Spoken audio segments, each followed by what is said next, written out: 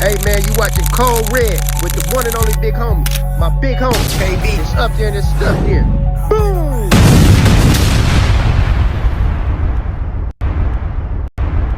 Ricardo or more, drink like a boss. Hey, what up? We in Cold Red with this smoke, this fire. I'm your host, the Playmaker, and today we got a very, very special guest in the building. The introduction can go so long, man, but I'm gonna keep it short and sweet. We got the creator of Off The Porch here, JACQUEES, Spitty Robinson. Spitty, what up? Yes, sir. What's good, Playmaker? What's cracking, bro? Hey, man, listen. First of all, man, I want to thank you for taking time out your busy schedule to come share your story with us. Man, anything for you, KB. You already know, bro. Anytime you call me, I'm picking up the phone. Anything you need, I got you. So for me, it's a pleasure to be able to come and bless your platform, bro. Man, it's definitely an honor for me, too. Welcome to the couch. Yes, sir. I have some very in-depth questions for you. You ready? Yeah, man. Come on, bro. I was born ready. Man, well, let's get right to it.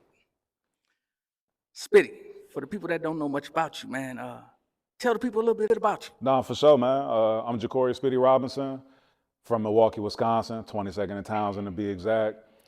I developed a love of hip hop at a very young age, you know, walking to Audio Vibes with my cousin Mark, picking up records and all of that back in the day. And yeah, bro, have been blessed to have pursued my dreams and have actually achieved them, you know, from writing for The Source magazine to working at major record labels, from Geffen Records to Warner Brothers to Def Jam in the digital marketing capacity, and then jumping back into the journalism side of things when I joined my partners from DGB, Dirty Glove Bastard, and then I created the interview series Off The Porch, where we give artists an opportunity to share their stories, and we created that during a time when Southern hip hop and Midwest hip hop and just street niche hip hop overall just wasn't getting its just due, didn't have a home, you know, where people could really find that hard to find music. So right. Yeah, bro, I'm just a dude from Milwaukee that love hip hop and been pursuing my dreams since day one. No doubt, no doubt. Man, I have a question for you, man. How does it feel for the interviewer to come behind the camera, to sit in front of the camera? Yo, man, it's dope, man, because this has been a part of like kind of the new chapter in my life where I've spent so many years being behind the scenes and not wanting to be known. And that changed a few years ago where I said, you know what, like I've done so many amazing things in the industry. I've been blessed to, you know, be in position to help impact so many artists' careers, other executives' careers, and just people all around. And so I wanted to be able to come on this side and share my story, be able to share some game with folks, give people some insight, and be able to help people that also aspire to do this, you know, to know that you can do whatever you put your mind to. You might not know when, you know, you're going to get over that hump and be able to accomplish the goals and the different things that you got set. But, you know, I'm a dude from Milwaukee, Wisconsin, and I say that all the time. And I love being on your platform and being able to say that, because where we come from, like you know, now there's more of an industry there and more things popping off. But, you know, people don't look at Milwaukee, you know, to breed artists, executives, creatives, you know, different things like that. And so for me to be somebody that's from a place that seems unlikely to have someone to amass so much success, like I take pride in that, and I wear that. And, you know what I mean, I want to be somebody that people can look at and just know, like, all right, like I can do whatever the fuck I want to do if I put my mind to it. No doubt, man. Man, that's why, you know, when I was kind of nervous to ask you about the interview because I hadn't seen you do any, right? And then I said, I'm gonna shoot my shot, man. Yeah, man. Come on, so man. I definitely appreciate it. They say that you miss every shot that you don't take, bro. So that's one thing that I've learned too. You know, trying to play the humble role over the years, I've understood that I may have let opportunities pass me by just because I was trying to be humble or thinking like, man, this person don't have the time, or this person, and not knowing that people may hold you at such a high regard that they'll, they'll do anything for me, or like I said, from me to you, the respect level is so high that, bruh, anything that you ask me to do that don't make me compromise myself as a man, don't make me compromise myself in the business, I'm there, like 1000%, and supporting, anything that you need me to do. No doubt. I definitely appreciate that, man. You're moving into a new chapter, man. Yeah. You got a new look. I'm glad to be the first one, man, to show the new look, Yeah, man. bro. I like it. Yeah, bro. It's a new chapter for me. I cut my locks off. I've been growing my hair for 9 years. Over the past couple of years, I've been going through a few different transitions, going to therapy and learning a lot about myself, and tapping more into my mental health, and getting a better understanding of that.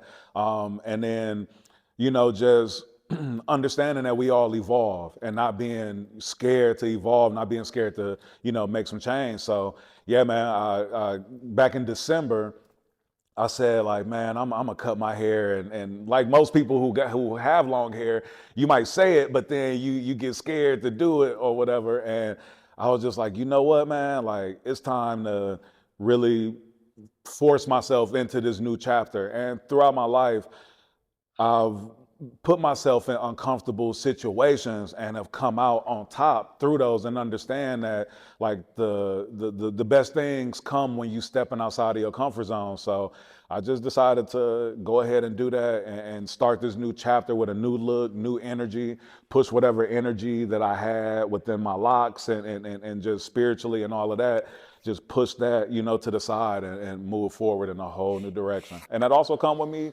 talking in front of the camera and doing all of that. It's a part of it. Oh, man, congratulations on that big step, man. I like the coat you got on, man. Oh, man, this exclusive, man, DGB, Dirty Glove Bastard, Off The Porch, Spitty, you know what I mean? Exclusive from the Playmaker, so. Hey, man, I want to gift you with that, man, because like you said, every time that I called you, you've been there. And I want to be the one to come bearing gifts and, do something special for you. Yeah, no, that's dope, man. I appreciate it, bro. Like, it's hard, man. Like, I've never had a DGB coat. So when you mailed it to me, when you surprised me with it, like, I damn near was in tears getting it. You know what I mean? And it's hard, man. It's exclusive. And now I got all the other cats on the team jealous. Like, damn, where are jackets at? What's up, man? Where are? I'm like, hey, man, this is Hey, exclusive. man, well, we gonna make sure we take care of them. Yeah, man. Hey, and two, I want to say this too, man. Like, you being, like, so integral, like, in the street promotions game, and being somebody who has been heavy in the street teams, and a pioneer with that. I mean, you just with your vision and everything was like, man, I ain't never seen this brother wear a coat, maybe a hoodie or something like that. So, for that, like, I just appreciate your vision, and you seeing that, like, man, let me take care of my boy. So yeah, no doubt, man. Exclusive. No doubt. I was proud to do it. So, man, coming out of the Milwaukee environment, man, how did your upbringing shape your ability, to read the cultures and the trends? Man, I grew up blessed, bro. Like, I grew up in the trenches. We definitely, grew up very humble. I remember I used to walk with my moms to North Division High School back when they used to do the giveaways for, like, the government cheese and the government milk, or the powdered milk, and the big tub of peanut butter with the oil on the top when you take it off. And so, I grew up in a humble situation, but there was a lot of love around, and my mom's was really strict. And so, I couldn't go out and do all the stuff that my partners was doing, which I, didn't understand at the time, but that forced me to stay around the house, play cans in front of the house, listen to music. And, I just developed a love for hip hop early, man. My big cousin Mark, he was always, playing hip hop. My brother Damien, my older brother Damien, he was always playing hip hop. And so I'm listening to everything from Eric B. and Rakim to, A Tribe Called Quest, to LL Cool J, and, just absorbing all of that. And then all of my family is from Memphis. So my mom and my Aunt Gloria, they moved to Milwaukee, but all of my family's from Memphis. So then I would spend every summer in Memphis. And when I would go down there, I would be listening to Ghetto Boys and 3 6 Mafia and all of that. So then my love for just hip hop just all the way around, not only being an East Coast or West Coast guy, loving Southern music and all of that, like it just brought everything together for me. And, you know, it was just something that I just knew that I loved. And then I remember when concerts used to come to the rave, and me and my partner Jeff and his brother Chad, we used to sneak into the rave and go to some of the concerts that was there. And I remember Wu-Tang was there one time, and we snuck in and we got backstage, and we was hanging out with Method Man and Papa Wu and all that. And I'm in there, my partner's rapped, and I'm popping my shit and telling them like, yo, man, y'all need to sign my boys. They rap. They got the rap for, you know, Papa Wu and for Method Man and all them. And that's kind of how the name Spitty came about, because, you know, whether I be in Milwaukee or Memphis, I was just always like trying to get us in the room, trying to get us in the spot. And my cousin Cello was like, man, you always spitting, man. You think you got some game, man. Like, I'm gonna start calling you Spitty. And that's where it came from, bro. Oh, Spitty. Speaking of that, man, names. Yeah. How did you come up with the name, man, Dirty Glove Bastards? Like, what's behind that? Okay, so shout out to Ziploc Mo, the founder of Dirty Glove Bastard. He is the original Dirty Glove Bastard. My partner Zip, he created DGB, Dirty Glove Bastard. Seeing that during the blog era, most of the popular blogs only focus on East Coast hip hop or West Coast hip hop.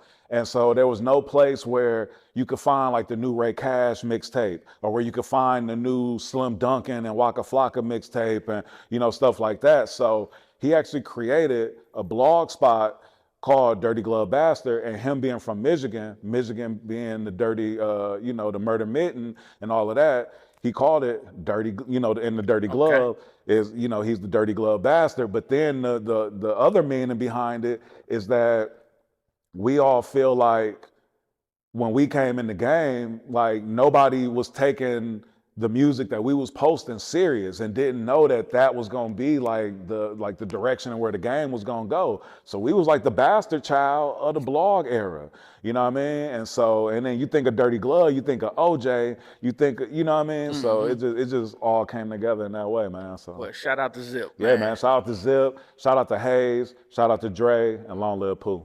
No doubt. So, man, we noticed, right? We know you have you're a real Hot Boy fan.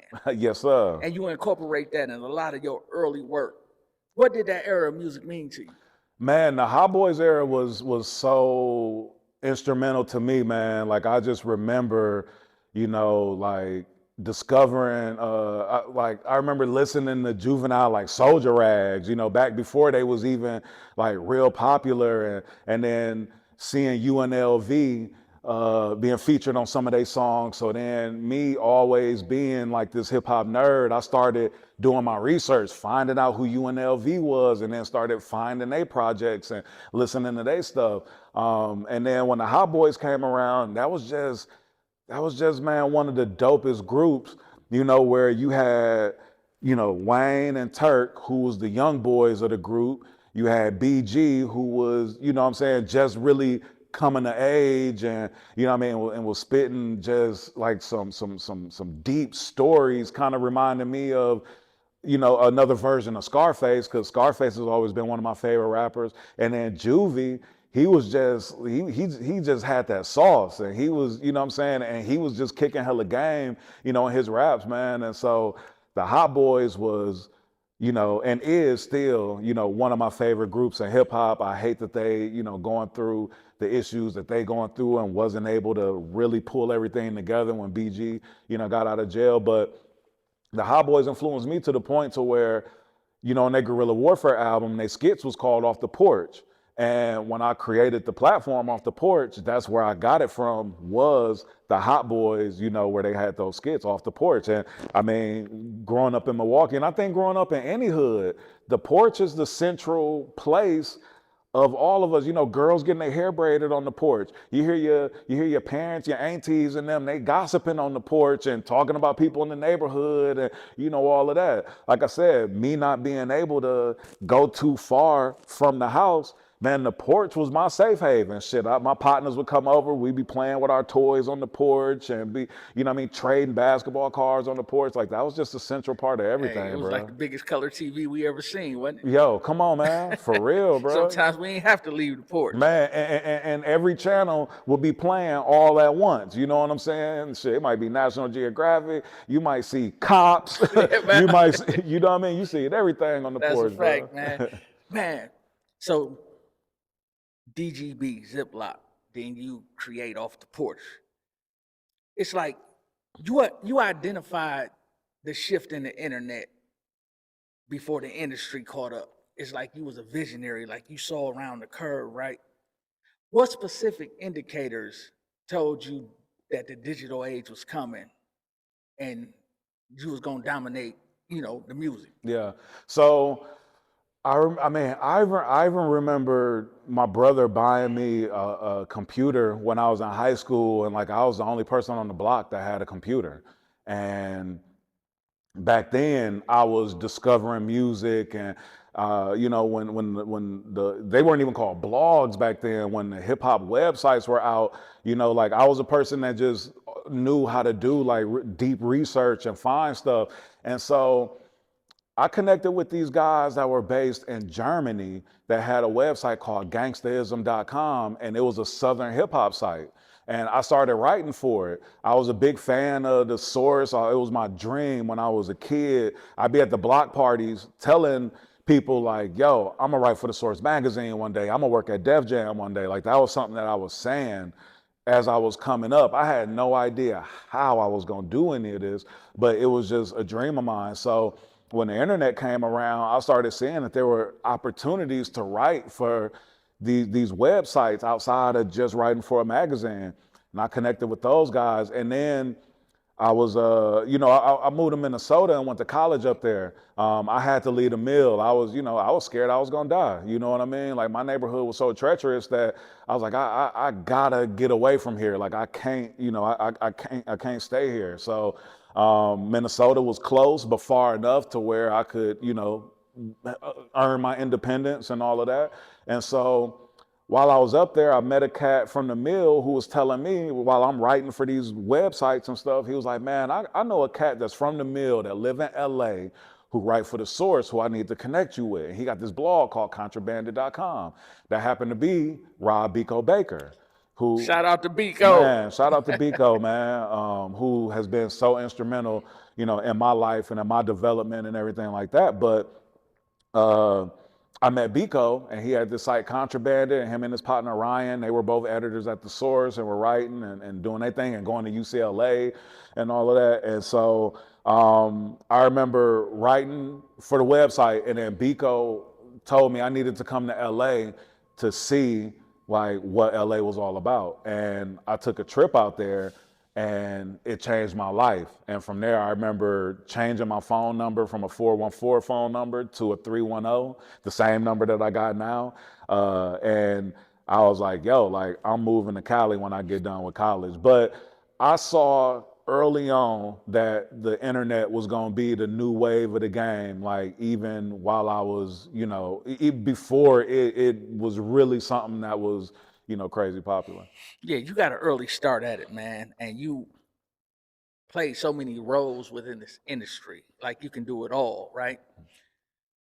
You transitioned from blog era writer into running into the labels, being the executive at the major labels. Yeah. What was the key leverage points that opened up the doors for you in that?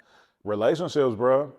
I was building relationships as a writer with different people at these labels, and they would send me like they promo packs, you know, with the CDs and bios and all that for different artists, so that I would write articles on them on the websites and that I was writing for and all of that. And so my relationships gave me that leverage, man. I had a partner, shout out to J. Castile.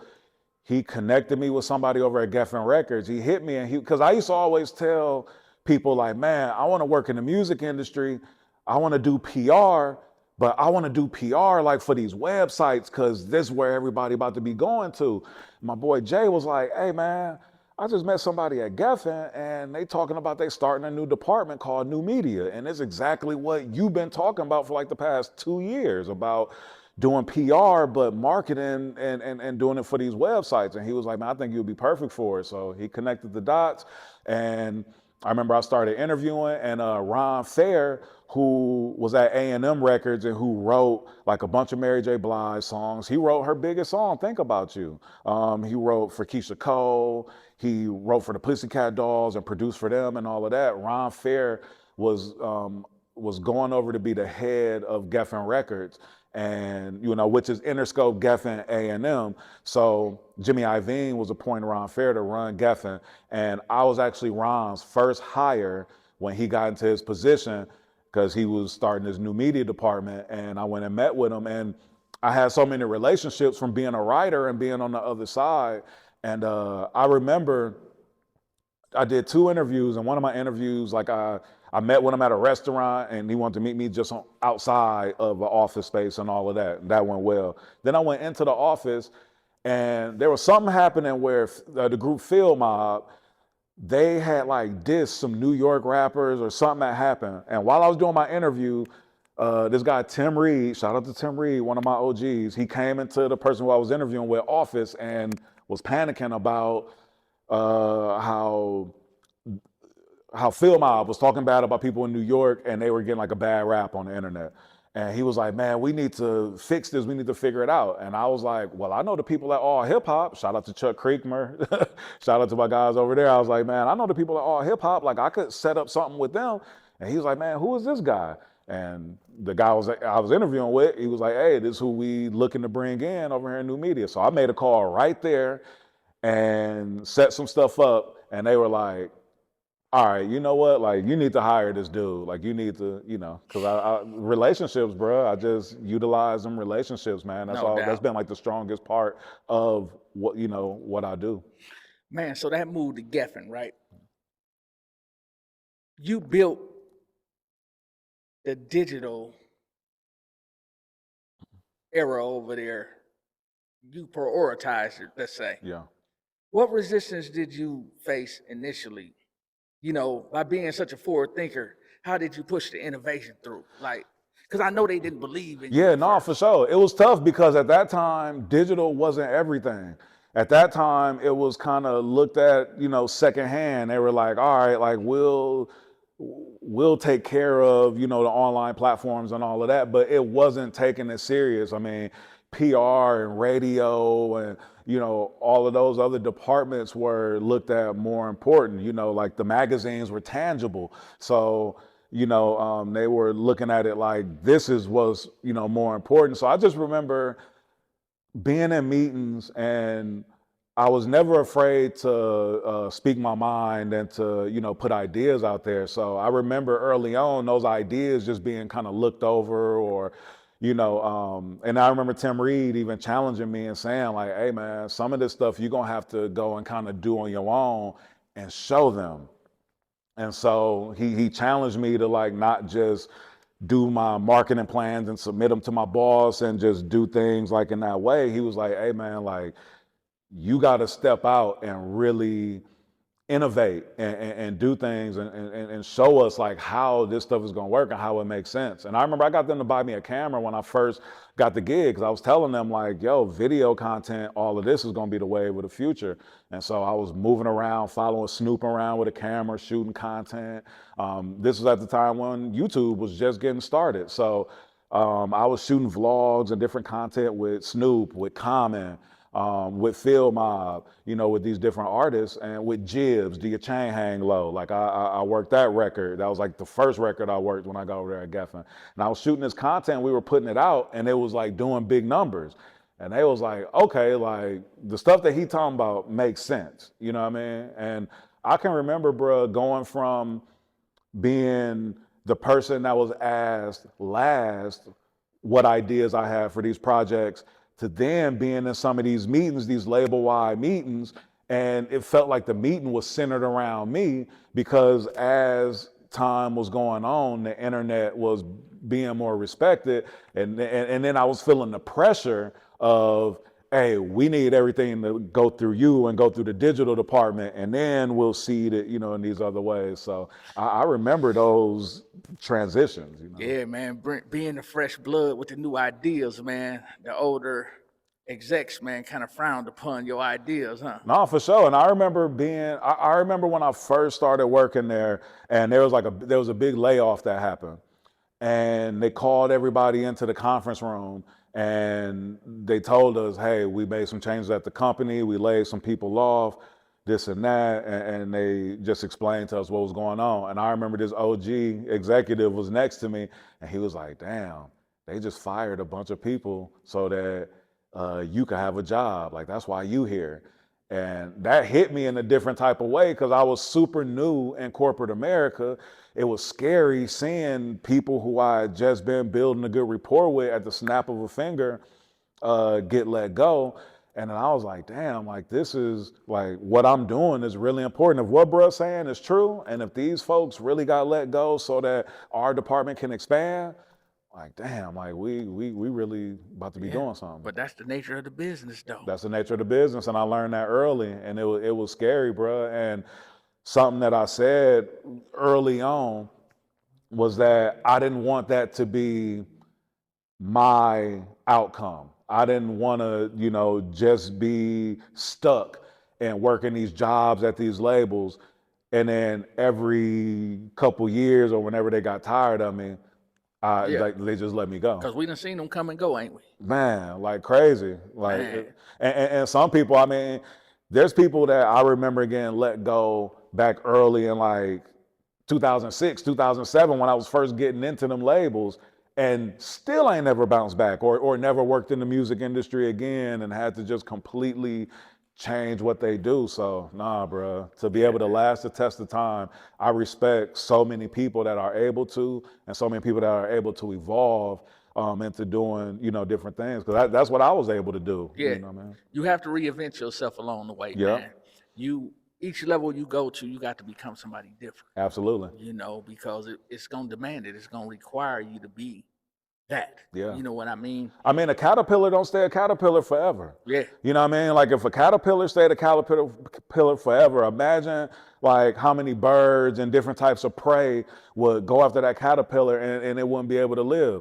The caterpillar has to evolve. It has to go into a cocoon. It has to, you know, hide out for a little while. You don't see it. You like, damn, like what's happening? Pop back out, huh? Yeah, like what's happening to this caterpillar? Like it ain't got no motion right now. Yeah. But then you pop back out. Now you got wings. Now you flying and you soaring above, you know, all these other, you know, animals, bugs, whatever. And you know, I use that thought process in my everyday life and making sure that I'm always evolving and having the understanding and the patience to say, okay, maybe I need a period of time where people don't see me, where people don't know what I'm doing. They might question me. They might think, oh, like this cat done fell off. And it's like, nah, I'm about to come back better than ever and spread my wings and y'all gonna see all these colors.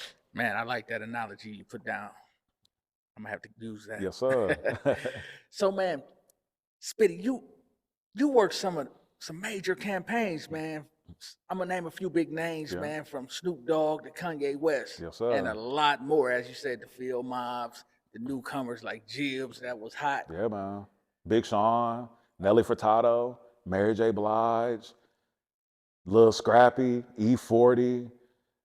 Oh man, I mean, it's yeah, man, it's a blessing, bro. And that was the early days. Yeah, man, Jeremiah, you know what I mean? That was the early days when you really had the boots to the ground, man. So what separate them campaigns and how they perform from now that the culture has shifted? Yeah. You know? I think that, you know, early on, we were really focusing on the rollout, and it was more about the build up to get to the project. And then back then it's like the project would finally release, and then your marketing push wouldn't be as strong or the weight wouldn't be on your marketing campaign after the release as it was before the release. Now it's more about the marketing that happens after it's released, and having something tangible for people to tap into when you putting out your content right now. So you putting out TikTok videos, and you working on your short form content, or you going on platforms and doing interviews, or going on folks live stream. You need to have something out so that folks can go to it. A lot of artists make that mistake, and I'm always telling artists now, like, hey, don't do too many videos on TikTok where you promoting a song that's not out, because it could go viral and then you could miss out on hundreds of thousands of streams or millions of streams, you know what I'm saying? Trying to tease something before it comes out. So before, it was about the anticipation of what was being released. Now it's about driving people to that tangible good or that release that you have, so that people can come to it as you putting that energy around it. Okay. Man, you dropping a lot of jewels today, Spitty. Yeah, man. I appreciate that, yes, sir. man. Yes, sir. Man, I got something for you. I want you to break down my beautiful, twisted fantasy live stream rollout. Okay. What was the strategy behind that? Like, the thinking, the thoughts, the execution. So at that time, live streaming wasn't really like a major thing. A lot of artists weren't doing it. And a lot of artists, even in that age of digital media, artists were still getting acclimated to just being in front of the camera and having people coming and filming them, regularly, almost like you're filming a documentary, or, and I was creating those vlogs. So an artist would, be self-conscious about, like, man, what if I'm live and I make a mistake, or I say something wrong, or this or that? So a lot of them didn't, want to do that. When I was working at Def Jam, Kanye was one of those guys who was totally different, and he was into the out-of-the-box ideas, and he was, really into that. And so I was working with Saha the Prince, who I, was working like his campaigns early on, like right before he started really writing, with Ye and with those guys, and becoming, the juggernaut that he is, like on the writing side of things and all that, before he got with Good Music.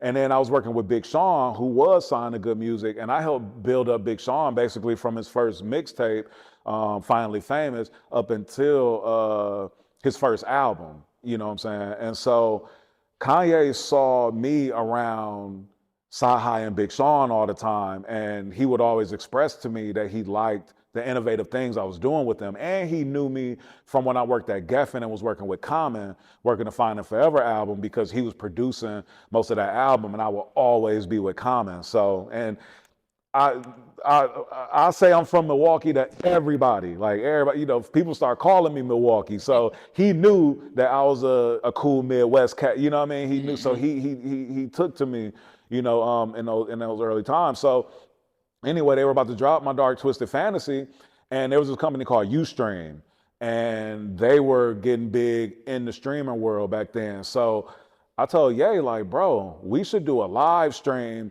Like, I went and connected with this guy named Sav, who, and shout out to him, he's doing like major things in the industry right now. But my guy, Young Sav, he was handling like the radio promo stuff. And so he used to do all of these DJ calls where the artists would talk to the DJs and do like these conference calls with them and play new music and all of that. So I connected with him, and I was like, bro, let's do your DJ call, but then let's also stream it live on this new platform called Ustream. And he rocked with the idea, and Ye rocked with the idea. And I was like, bro, this would be dope for you to show like the new artwork and everything. Little did I know, I hadn't seen the artwork yet. And so we did the live stream in Jimmy Iovine office. He had this plush office, pool table, the gold couches, all these legendary pictures all around the room. And Ye did the conference call, and then he ended up showing the album cover. Little did I know that it was gonna break the internet, and this was like the first time that Ye broke the internet, because he posted that cover, and it was like a cartoon of the naked girl that looked like a monster or whatever, and she's showing her titties on the cover. So yeah, man, it was Ye's first time breaking the internet. And it was even the first time that term was used. But We got like millions of streams on that Ustream. And then I actually ended up connecting Ustream to do a deal with Universal Music Group back then, which was, you know, big because they were like the top live stream platform. Now, me working there and getting a salary, I wasn't cut in on that type of deal, which also in my mind had me thinking like, yo, whenever I get the opportunity to go independent, I'm gonna put together deals like this and, you know, be able to have more impact and be able to get more paid, you know what I'm saying? No doubt. Man, Geffen, Universal, Def Jam. You did some amazing things, but it had to come to an end, Yeah. right? You left the system to build Supreme Marketing. Yes, sir. What limitations inside the label or the structure that forced you to make that decision to move around? So, all right, first of all, the decision was forced upon me. You know how earlier I was saying, like, man, I was seeing people getting laid off at all these different times, and I said I didn't want that to be, you know, I didn't want that to be my outcome. And so at Def Jam, I had gotten a contract, and at the end of my contract, they let me go the next day. They were doing a bunch of layoffs. Oh, so your time had to come, huh? Yeah, man, my time had to come, man. I got that call in the conference room and was told that, hey, I was doing a great job and it wasn't because of me. And, you know, all of that talk that they give you to make sure that you don't break no shit when you're walking out the building. Yeah. So I remember being devastated because Def Jam was my dream. And I had worked so many dope projects, and I mean, from Rick Ross, you know, I'd worked like his Albert Anastasia mixtape, then worked the Deeper Than Rap album, and you know, like I said, I was working with Big Sean, and we were doing so many innovative things, like creating his vlog series. What was it called? The Weekend Week Recap. And I was just so integral in so many projects. Big Crit, like, you know, when Shaman XL signed him, I was a part of that and was working real close with him. So I remember people even telling me, like, you're not going to be one of the people getting laid off when this happened. And so I was like really hurt. And so I took it personal. And I was like, you know what? Like, I could show them better than I can tell them. And bro, I remember getting laid off, and literally the next day, my phone was ringing and I was working. And I created Supreme Marketing maybe 6 months before that. So I already had that up and running. And the next day after I got laid off, I was working. I didn't take no vacation. I didn't have no time to sit and grieve, you know, losing that job. It just started the next day, and it was on and popping. And I was known as that guy who was great at doing the rollouts. I had the great relationship, so, you know, I could take you up to Spotify or Apple Music or BET or, you know, any of these platforms, Hot New Hip Hop. We, you know, could do the press runs and all of that. So I got that rolling, and then I started coming down here to Atlanta pretty regularly, and I was like, yo, like the game is shifting to Atlanta, and I need to be down here. And so I ended up getting a spot down here. I moved in with my guy, Corey Moe, who had this big studio house over on the east side. And I was back and forth between here and New York, and was working projects and would do press runs up in New York. I'm like, shit, I was like the king of press runs, you know, for a while. And so, yeah, bro, like I was forced into one of the greatest opportunities of my life, because I took everything that I learned from being inside the corporate structure, and I took that, but I always had a non-traditional approach in how I did marketing and what I was doing. So I was able to take the structure from the labels, my non-traditional way of thinking, and go out and come up with really dope ideas. And I think there was so much red tape when I worked in the labels, and there were so many things that I couldn't do when I was working inside of those buildings, that when I was able to go independent, it was like no holds barred. Like, all right, I got ideas, and if y'all believe in this and are willing to invest, like we can do some really dope and really amazing things. Man, ain't it crazy how out of the betrayal come the blessings? Come on, man. One door closed and another door open. You know, Man. my moms used to always tell me, don't get too high on your highs and don't get too low on your lows. You know, like something bad can happen to you, but don't look at it like it's the worst thing that had never happened to you. some great things can happen to you, but don't go out bragging and boasting, and don't act like it's the best thing that could ever happen to your life, because there's no ceiling and you can go up even further. And I always kept that mentality, and that's what's helped me to be able to control my emotions in different situations. You know what I'm saying? No doubt. Man, I'm gonna ask you this. What does the name Young Dolph mean to you? Man, long live Young Dolph, man. Dolph was a real one, man. He was different. And I knew that from the day that I met him. You know, Dolph was somebody who we supported early on in his career. You know, DGB, we saw like what he was doing and really believed in him. And I told you I was living in that studio house, and I had a really close relationship with Don, and still have a really close relationship with Don, Tripp, and Starlito. And so they would come over to that studio house and record a lot, and they would bring Dolph over. So I established a really good relationship, really good rapport with Dolph. And he supported DGB, like everything we were doing. When we were doing shows at South by, he would be there. When we were doing shows at A3C, he would be there. Actually, it's crazy because our first South by show, we had Yo.Gotti and A$AP Rocky headline it, and then the last name on the flyer was Young Dolph, because it was that early, you know, in his career or whatever. But Dolph was somebody who, if he believed in you, like he would tell you, and he would, you know, push everybody around him to do their own thing and to be great. And so I remember working with Dolph and taking him on press runs, being the, you know, first person to take him over to XXL, and being the first person to get him on BET. And, you know, I was doing video promo on his music videos and getting him on MTV Jams back then and all that. But we went on a particular press run, and I remember this was around the time that we were working Preach. And so the energy in New York around him, because he was still new, still, you know, building and all that, people weren't really rocking with the campaign. It was, you know what I mean? Like, I remember going to XXL and us meeting with like all the XXL staff, but then like the woman Vanessa Satin, who really run that shit, like, she was, you know, busy doing something else, so she was in her office, and I remember like her not even like looking up at Dolph, like when we came in the office for her to get introduced to him or whatever. And so like I took that personally, he took that personally. And I remember we came back to Atlanta, and Al from Street Execs was like, man, Spitty, you used to write for The Source, everybody respect DGB, man, you should start doing interviews. And Dolph was like, Spitty, I think you'd be dope doing interviews, bro. He was like, people fuck with you. He was like, you got a radio voice. He was like, man, I think people will rock what you doing. And I was like, for real?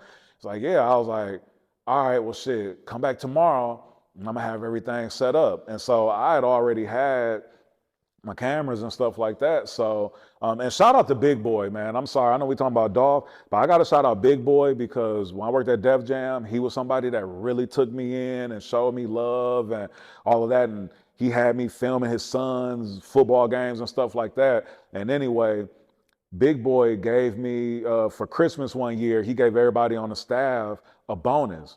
And he gave me a bonus, and it was nice. I was not expecting it. And I took that and I bought a new laptop. I bought a Canon 5D camera and a lens and all. I just spent all the bread that he gave me for a bonus, and bought camera equipment, not knowing that I was gonna be creating this, but knowing that I was moving around shooting vlogs for artists and all of that. So anyway, back to Dolph, I took the camera out, and there was this back porch that just had a certain type of look at that house that I was in. And I sat him down on the porch and interviewed him. And like I said, man, the Hot Boys being my favorite group, that Guerrilla Warfare album, the Off The Porch skits, it just made me think of that. And I was like, man, Off The Porch is born. And so Dolph was the first artist that I interviewed. And it was dope too, because I asked him, what does DGB mean to you? And he was like, man, I don't even think the members of DGB know what they mean to me. And he was like, man, like, them cats is tapped in and they show love. And he was like, I got so much love for them dudes, and I don't even think they understand how much love I got for them. And that made me feel really good, man, because, you know, a lot of times these artists, you know, they so stuck in their character and then, you know, like who they have to be to people on the outside that sometimes you don't get thank yous from artists. A lot of times you don't get words of encouragement a lot of times from those artists. So like for bruh to even tell me that he believed in me, but then also to just shout out me and my team, which we all work so hard, you know, and love what we do and love being able to put on for the culture the way that we do, like that was just really special to me. Man, R.I.P. Dolph, Man, long live Dolph, man. Man, I was long on the live phone with Dolph. Daddy O when that happened, man. Like I remember him hanging up the phone, and then next thing you know, my phone was blowing up. You know, seeing the headlines and people saying, "Yo, is this real?" Like It's almost it's unbelievable, man.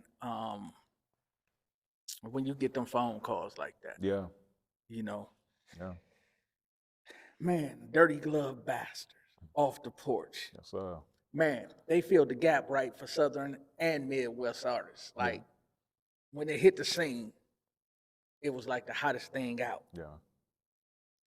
What did the industry overlook when it came to dirty glove bastards? You know, the reason I said that is because I think early on they didn't respect it, or maybe it was so new that they didn't know how to capitalize on it, right? How did you pique the weakness in the whole infrastructure to be able to make it what it is today? So I feel like we've always, you know, for what we represent, you know, and giving the voiceless a voice, being that platform that gives artists an opportunity that might not be able to get on some of the other bigger platforms or some of your favorite platforms. You know, we give those artists that platform to be able to, you know, push their narrative in the way that they want it to be pushed. I feel like we've always been the underdog. I feel like we've always been overlooked. You know, during the blog era, I remember like we were an integral part of the blog era. You know, you had All Right and Two Dope Boys and On Smash and, you know, Smoking Section and all these different platforms.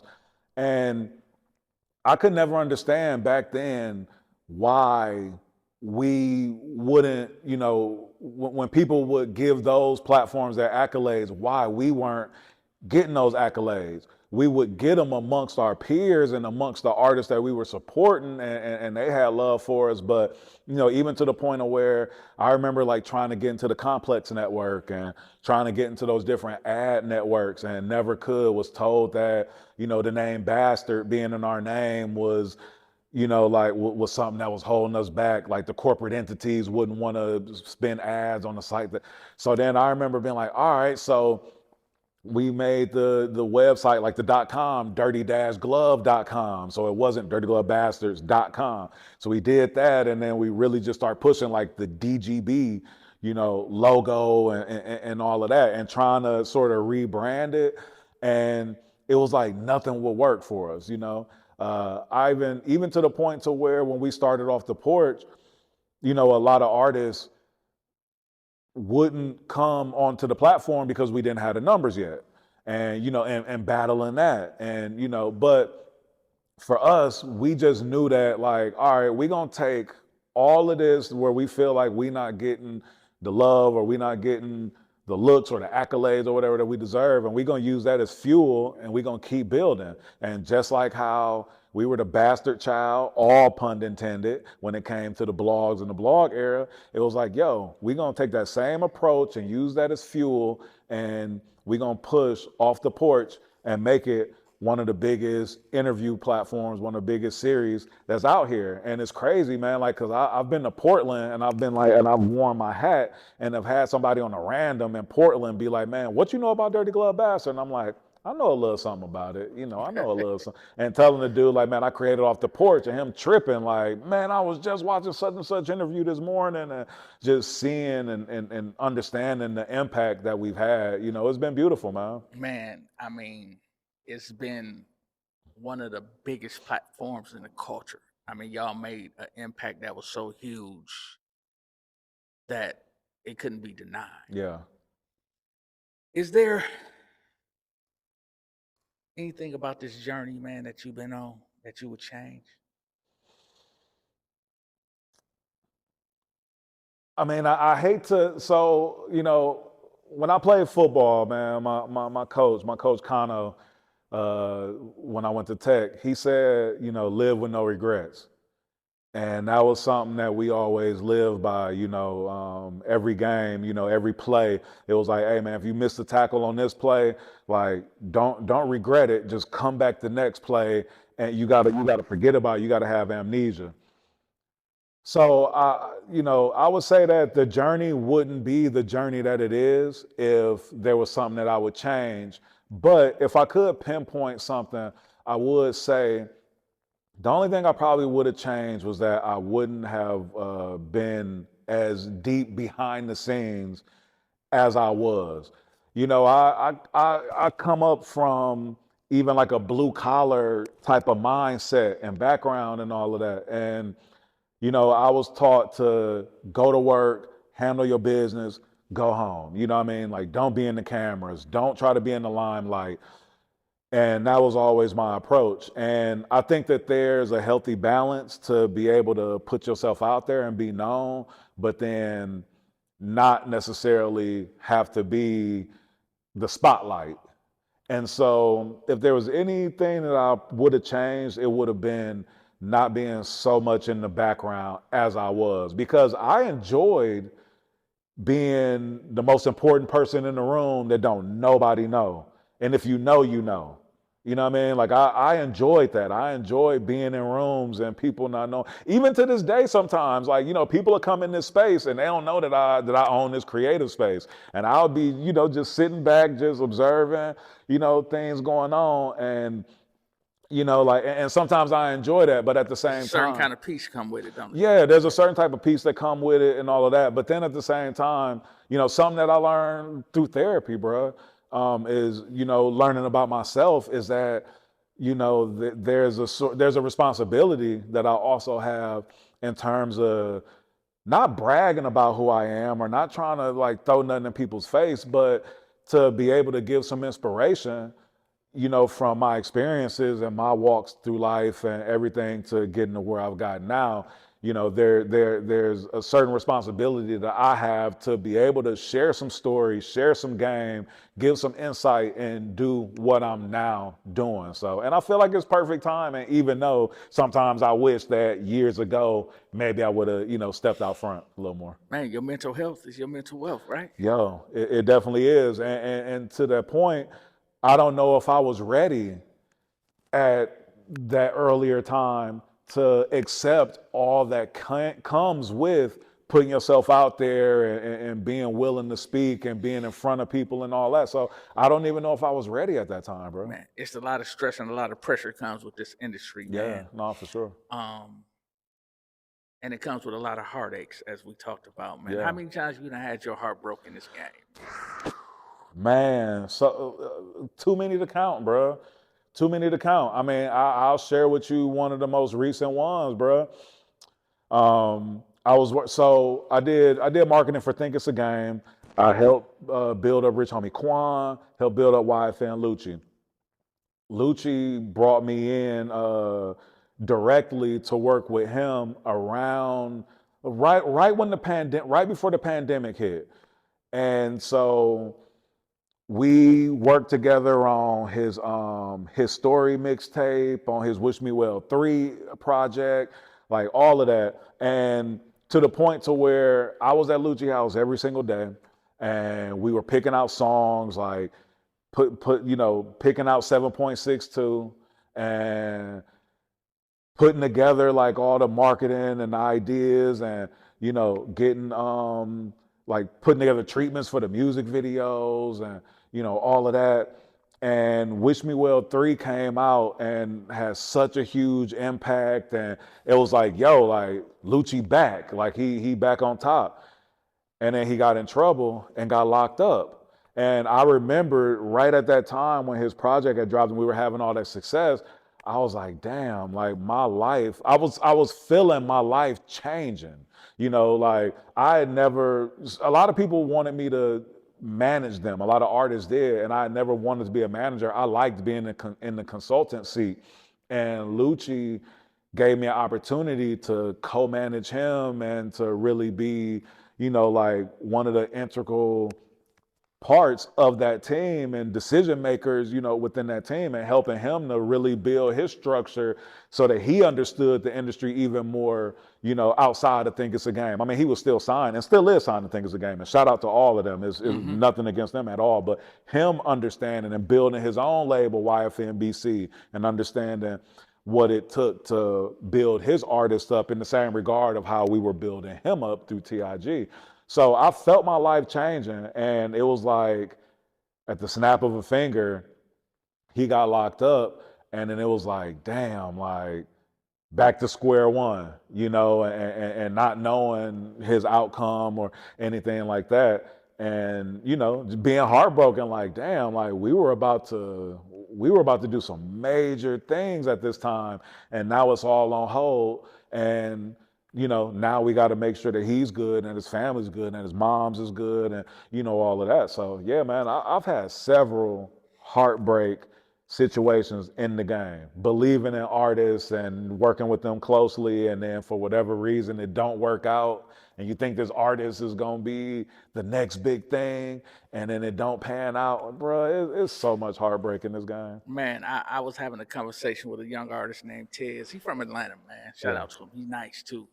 But I was telling him that I done heard it all before. He tells me, I ain't like them. And I told him the pressure of this game will change you. Yes, absolutely. So by you done helped so many artists, right? In this game. What is the biggest mistake that you've seen young artists make? The biggest mistake that I've seen young artists make is not being willing to invest in themselves. And that comes monetarily as well as investing the time into their craft. That's the biggest mistake, man. Artists not being willing to practice their stage show and really get that on point. Understanding that performing is, and especially now in the way the game is now, performing is like your top commodity for real. You know what I mean? People buying hard tickets to come to a show and see you live and gain that experience. So many artists are comfortable doing club walkthroughs and getting those big bags that come from the club walkthroughs, and those are easy because you pretty much can just play the song with all the lyrics on it, and if you just in a section just rapping your song and everybody in the club is, you know, vibing to you, that's easy. And a lot of artists get comfortable in that, not understanding that there's a whole nother level when it comes to performing and all of that. So I think the biggest mistake that artists make is not being willing to invest in themselves, both with the money as well as investing time and actually developing their craft even more. Do you feel the reset coming? The reset? As far as going back to the old days, more tangible products, Definitely. boots on the ground. Yeah. The internet is not as big as we thought it was. It's Right. such a small community when you really look at it. Yeah. And they sold us the idea that it was the end all be all and you had the place to be. Yeah. So now we seeing they got millions of views, but they can't fill an arena. Yeah. Yeah. They can't even fill a club. Yeah. So it's a disconnect somewhere. Nah, for sure. And one thing about even me being a digital guy and being a pioneer in the whole digital marketing game, I always believed that you had to connect the online and the offline world. I know that, you know, Steve Rifkin gave you, you know, a start early on, and that was how you got in the street teams. And so for me, when I was in Minnesota going to college, SRC had like this college program that you could sign up for, that I signed up for, and they would send you a bunch of materials and you go around to your school or the city that you in and do street team and distribute like these different products. And so I learned early on as well that hand to hand and like the importance of street team and all that. That's why I've always just told you how much I respect what you do, and I've always just held you in a high regard and in that sense, because I too understand, even being a digital guy, that it's important to really touch the people. Even with all the projects that I worked, I always put together different events and different experiences to make us also touch the people, tap into the people as well. So with the sales of vinyl going up the way that they are, Man. I mean, I tell artists every day that merch and tangible products are damn near more important than your music. You know, people will spend $20, $25, maybe even $50 on a hoodie or on a t-shirt, whatever. People will spend that money faster on something tangible than they will support you on a stream or something like that. You know, so I definitely, I don't know if I would call it a reset, but I do feel like we are moving back into the world where tangible goods are important.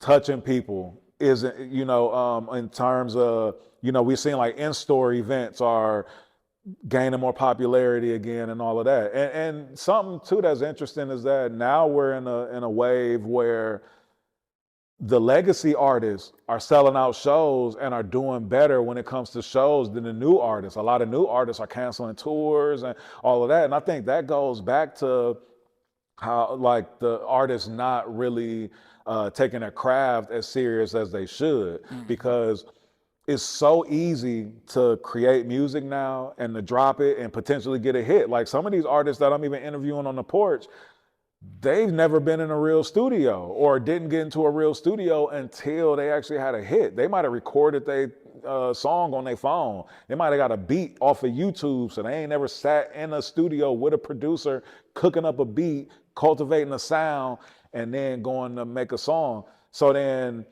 their experience is just, I put this out, I uploaded it to TuneCore, I put it on TikTok, it blew up, and now everybody want to talk to me. So they don't even think that they have to take performance serious. You know? And, you know, the internet just took away the whole experience, you know, because people buy into the experience. You know what I mean? And I've always say, you know, when we talk about the digital age, we talk about the flash in the pan artist, the 15 seconds of fame. It's almost like building a house from the roof down. Yeah. You know, without going back to the foundation of the people.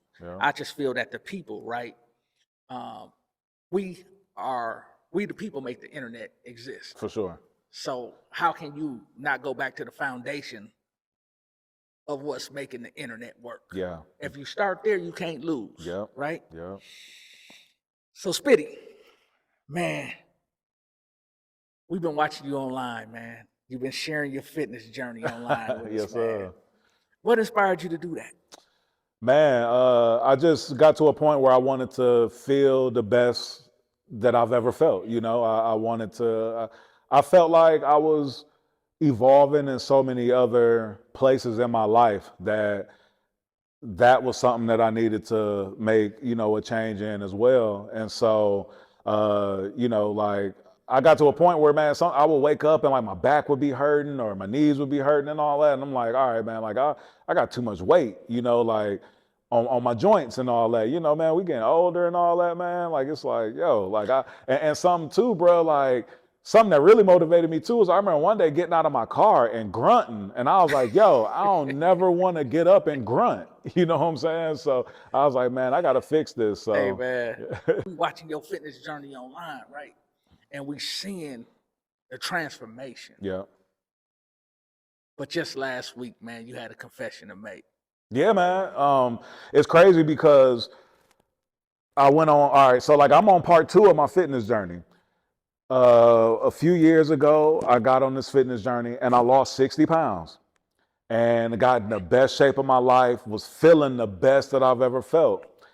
And then it's interesting, bro, because I feel like last year I stopped. I stopped smoking weed. I took a break from smoking weed. I've gone on a full year of not smoking, and I feel like when I quit smoking, that like my body was like craving the sugar which I had given up prior, you know. And so they don't tell you, man, when you go on this health is wealth regimen or whatever, man, and you lose this weight, they'll tell you that you got to keep doing what you was doing to maintain it. You know what I'm saying? But nah, man, I kept the weight off for like 2 years, and then last year You saw that cupcake you had to have. I had to, man. Reese cups, man, is my weakness, bro. And one bite of it, man, is it similar to any other drug addiction?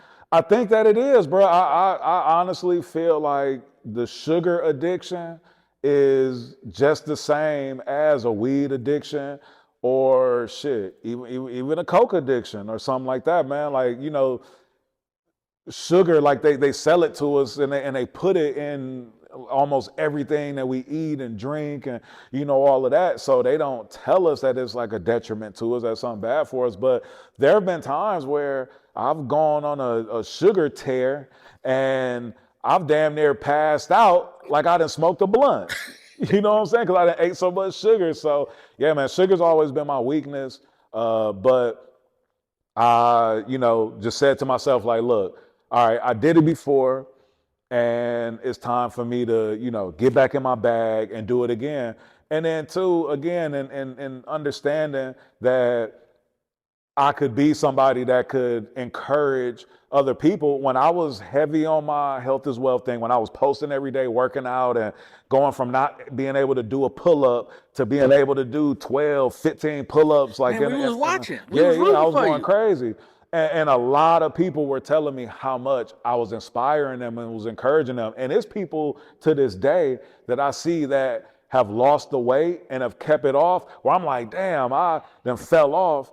And these couple of people who I actually influence are, doing a great job with it. So I decided to go online and talk about it and just be transparent about it, and also use that as another method of inspiration, because I'm about to allow people to watch me go back on this mission and lose it again and get back to where I want to get to. And I guess that's a part of reinventing yourself from the new look, kind of cleansing yourself of the old, kind of coming out from behind the camera, sitting in front of the camera, making yourself vulnerable, and actually just showing people that you're human. Yeah, man. After all, it's tough, bro. Like, being vulnerable is tough, bro. Like, admitting your faults, admitting, like that are struggling in a certain area when people may look at you in a certain way.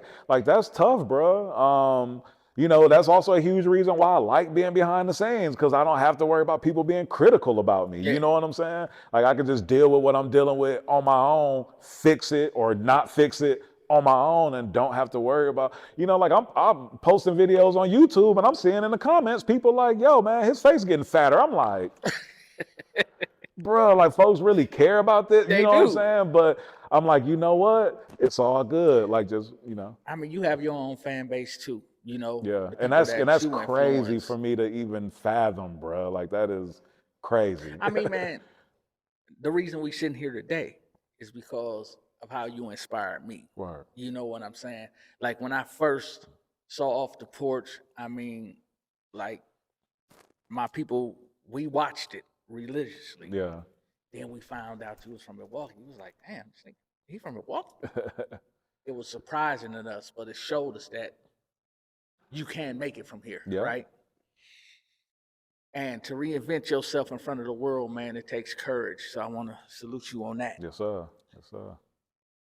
In the process of reinventing yourself, you starting to venture off into different areas, right? Mm-hmm. And I guess that's where the real Spit with Spitty is coming. Yeah. So tell us a little bit more about that. What is that?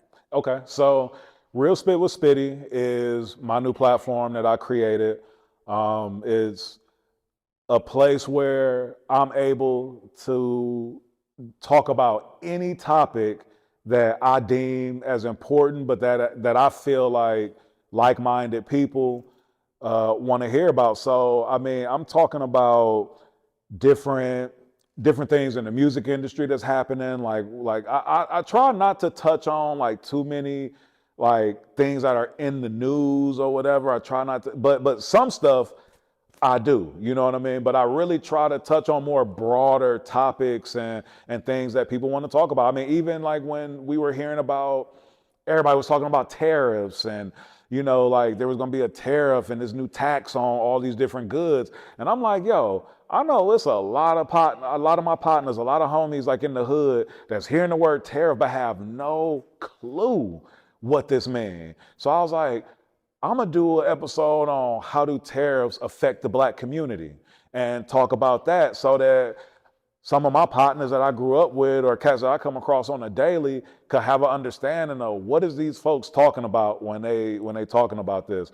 I talk about, you know, why in the new age artists aren't able to sell out shows right now, but some of the legacy artists are selling out tours, worldwide tours. It's a place where I'm able to just share game, inspire people. You know, I talk about, you know, moving away from home and like, do you have to move away from your hometown to see success? You know, just all types of topics. And then I've been interviewing different people and, you know, having like really inspirational conversations, talking about mental health, you know, talking about spirituality, you know, things like that, and just able to tap into, you know, just deeper conversations than I even have on Off the Porch, even though I have some really deep conversations on Off the Porch too, and I challenge people in different ways to, you know, to think different and ask people questions that they probably have never been asked before. You know what I mean? So, but Real Spit with Spitty is just me, just being on camera, just giving y'all that real spit, just kicking game. You know what I'm saying? No fluff, no huff. You know, and just from a real one to the real ones, and you know, I'm glad that people are receiving it well. You know, it's growing pains that come with building a new platform, so I have to remind myself a lot when I'm, you know, seeing my views sometimes, and I'm like, damn, I'm looking at, you know, Off the Porch views, and then I'm looking at my other platform views, and I have to remind myself, like, yo, remember when Off the Porch wasn't getting these types of views? So Consistency and repetition. yeah, it's a beautiful thing, building something new, testing out different things, and you know, It's about the content, for yeah, real, bro. for real. In closing, if you can tell up and coming artists one thing, what would you tell them? Man, I would tell an up and coming artist to, number one, believe in yourself to the T. Number two, get a good team around you of people that want to work and people that have the same goals and mentality that you have when it comes to working hard and making sacrifices. Number three, and this should probably be number one, but you know, like, put everything in God's hands. You can't control God's divine timing.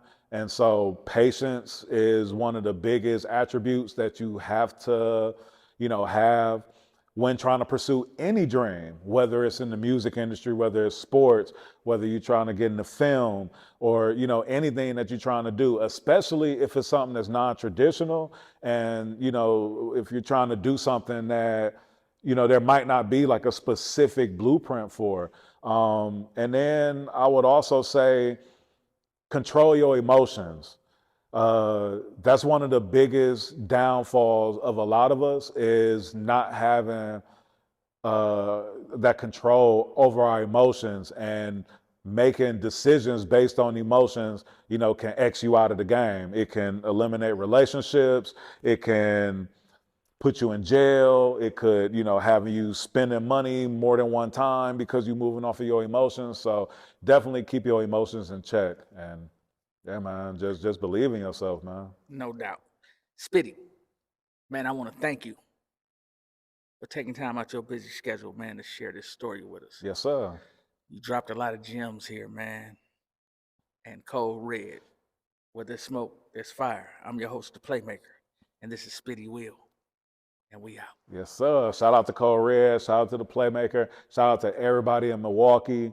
Shout out to my family. Shout out to God, first and foremost. And yes, sir. I appreciate it again, bro. And we out.